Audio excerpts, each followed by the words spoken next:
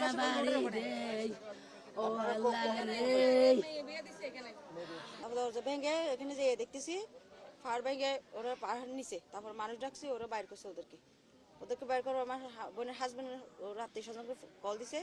ওরা কি এখন আসবে কি জানি না, সেটা চেয়ারম্যানের জানা, আমি সেটা জানি না। ওদের কোনো নম্বরই নাই। আমার বোনের মোবাইল আমার হাতে, ওর হাজবেন্ডের মোবাইল কিন্তু পাই নাই। ওর লক খুলতে পারি না, আর ওর শ্বশুরবাড়ির সাথে কারোর সাথে যোগাযোগ করতে পারতেছি না আমি। আপনার বোন কি এখানে থাকতেন নাকি? ও সিটাঙ্গা থাকতো, এখানে 1 মাসের জন্য আসছিল, একটু বাইরে আসছিল আর কি। এখানে আসতো, এখানে ওরও রুমে ছিল, আমি আর আমার ছেলে ওই রুমে ছিলাম, সামনের রুমে। ওরা যখন পাহাড় পরে গিয়া করছে, মানে ভেঙে গেছে, আমি জানি না। আমি ওই আর 3 জন মারা গেছে, এখানে চলে গেছি। এখান থেকে এসে দেখি আমার বোনের অবস্থা। পরে ওনাদেরকে বের করে হাসপাতালে নিলেন আপনারা?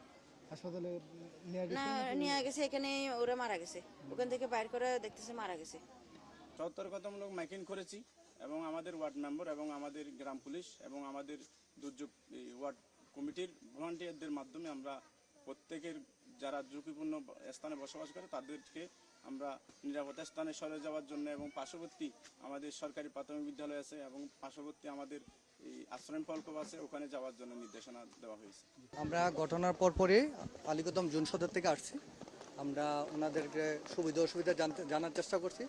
পরবর্তীতে আমরা এদের দিকে আমরা নাম্বার দিয়ে যাচ্ছি, যে কোনো সমস্যা যে কোনো পরিস্থিতিতে আমাদের সাথে যোগাযোগ করলে আমরা যত সম্ভব যত দ্রুত গতিতে এসে মানে উপকার করার চেষ্টা করবো এবং সহযোগিতা করব। মনে করেন 2:30 নাগাদ আমার বোনের ওইদিকে পাহাড় ভেঙে পড়ে গেছে। আমরা দেখতে গেছি গাছপালার জন্য, ভাবতেছিলাম মাটিতে দেওয়ালে বাজে নাই, গাছপালা দেখা যাচ্ছে, পরে সকালে কাটলে ঠিক হয়ে যাবে। পরবর্তী ওরা ওইদিকে বলে দেওয়াল ভেঙে ওদের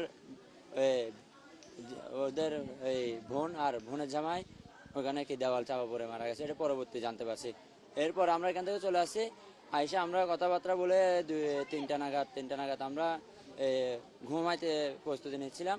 তখন হচ্ছে গিয়ে হুট করে রাখি চোখের মধ্যে ঘুম চলে আসছে। এই 10 মিনিটের ব্যবধানে গাছ সহ পাহাড় চলে আসছে। এর ভিতরে কি সব কিছু ওলট পালট হয়ে গেছে। আপনারাও এখানে ছিলেন? হ্যাঁ, আমরা ওইখানে উপস্থিত ছিলাম। আমরা হচ্ছে সামনের রুমে ছিলাম, আমার ভাই হচ্ছে ভিতরের রুমে ছিল। আপনারা বের হতে পারছিলেন? আমরা বের হতে পারছি, ওনারা আমরা চেষ্টা করছি, তারপরে অনেক ওনাদেরকে বের করার জন্য, মানে ওইটা আর সময় পাইলাম না। ওই সময় খুব বৃষ্টি হচ্ছিল, মানে তখন বৃষ্টি হচ্ছিল না, বৃষ্টি এর আগে হয়েছিল। হঠাৎ করেই পাহাড় পড়ে গেল, মানে মাটি ঘরের উপর পড়ে গেছে? হ্যাঁ, হঠাৎ করে।